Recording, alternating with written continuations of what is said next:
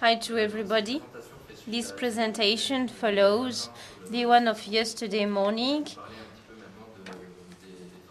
I'm going to talk about the works on the lower valley of the Cousin and the methodology used. A few introducing words for the historical aspect. So many things that we have seen this morning, so I'll be brief. So you have to know that in the Morvan, in the 19th century, we had 3 or 4 mills per locality. And today we have still 26. They are not all in the same state. I'm mainly talking about the ware. And there are testimonies of past activities. It was for trading of resources. You have to know that on this sector, in past activities, we had... Ce ne sera pas lisible pour vous, mais... different activities, and we had to get rid of the blocks and wooden blocks to facilitate flottaison. So different conflicts between people working in the mines and producers. Today, these mills are not used in the same way. We don't have the same activities. They were transformed so for housing, and some of them have even disappeared during fires, floods, and they are abandoned. So a few images, so ancient images and recent images. On the left, you have got a fisherman trying to explain someone how to swim. So we have got electric production, and other wells are abandoned because we didn't have the possibility to maintain them, or because of a lack of know-how. So these wells, they have impacts. They are linked to the cumulative effect of the wells, and it was demonstrated yesterday by different scientific studies. So a few pictures again with an important clogging on the right. So at stake, so we have got the fauna wealth. We have got biodiversity stakes with bioindicators, and the owners wanted to do what they wanted with these dams. And we have got the list 1 and list 2. You know the general context with the water framework initiative. It was also in the environment Grenelle. So we started in 2011, and we had a classification of these sites in list 1 and 2. We also have on the site very ancient dams with rights. We also have registered sites. It is the mill of the Templiers. On the ground, we also had a zone for the protection of the heritage, architecture, urban, and landscapes. For the consultation, these regulations, when they arrived, they afraid the owners, and that's where we intervened in order to try to find solutions with them on a case-by-case basis. So their concerns, it was to lose the heritage, to have no more fish, and also the difficulty to represent themselves, the future landscapes with removals, for example. In any case, the objective of the LIFE program was to build fish passes. We not only wanted to respect the regulations, but also to follow our conclusions in our scientific follow-ups. At the end of 2011, with the beginning of the program, we visited all the owners almost, and we explained the regulations. And in parallel, we tried to communicate in the local press, and we deployed communication tools which were specifics. You will see that with presentations this afternoon. Everything started with a biotech study. So it was an order that we received with expertises of all the wells, and we gave solutions to the owners. So they had these documents, and they could come with us in the live program. And if they didn't want to be with us, they could work on their side. I go through that quickly. We talked about that this morning with the different visions that we can have on habilitated rivers and non-habilitated rivers. To restore the rivers, it's not only about ideas. You have to reach compromises, and there is a big human work if you want it to be a success. About the typology of works, I've tried to prioritize, and if it is not a legal well, it is for the DDT, and we need to restore the site. If there is an economic use of hydropower, we will have less ambitious solutions with a fish pass and the modification of the right of the water, and the more delicate and intermediary rights with no economic aspects, so only the state of the well and its degradation. So we had to decide how to restore depending on the state of the well. So quickly as well, there is nothing new here. It was the game with actors around all that, and it is complex. I think I haven't put everything here. So there is a part for associations to defend heritage, and on the other side, associations to defend the river, making pressure on the owner in order to influence the choice of the works. After giving these biotech documents, we organized a public meeting, and after that, we worked with the owners who were volunteers, and we worked with project managers about removals, and we started also in October 2013 with a pilot removal. I think it is important so that the people can come and see to what it looks like. So we measured the project, and we worked with another firm which adapted itself because we were in a site with pearl mussels. As you can see, we removed the dams by hand, and we could limit the risk of failure. It is a demonstration, and you can apply that due to the fact that we are on a site with pearl mussels. After that, we had a second public meeting with Hydrosoie.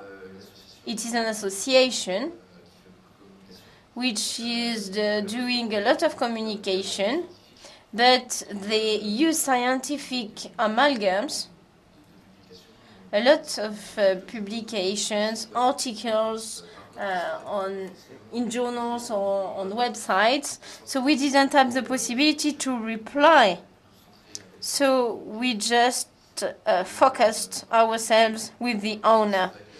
But on ground visits, we reached some compromises for fish passes. You have got this picture everywhere in the valley, and there is a link between the works done on wells and with mills. After that, we had two abandonments, a lot of consultation, contacts with the same owners, and the presentation of the project.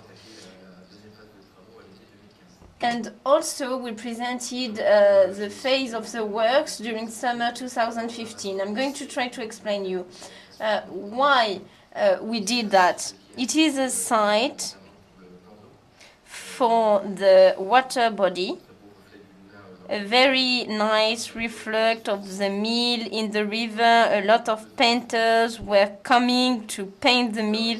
We even have a puzzle. So we tried to work on the ramp that we wanted to integrate into the landscape with natural ramps. So a lot of constraints to realize it. We also did a small removal. So we reduced the size of the dam in order to be able to receive pearl mussels. So we have got flows variations which are quite important with low flows. We created a bypass river of the Moulin Sapin. So for the crossing, it was very interesting for the species that we are talking about. So a bypass upstream, and after at N+1 time. It is an iconic site on the valley. We have got an hydroelectric use, and we worked on a fish pass.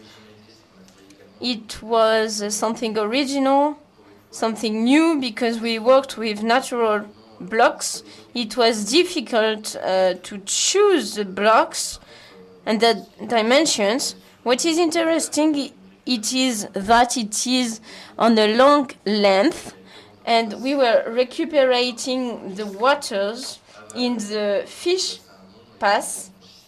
And we have got an interesting crossing for many species.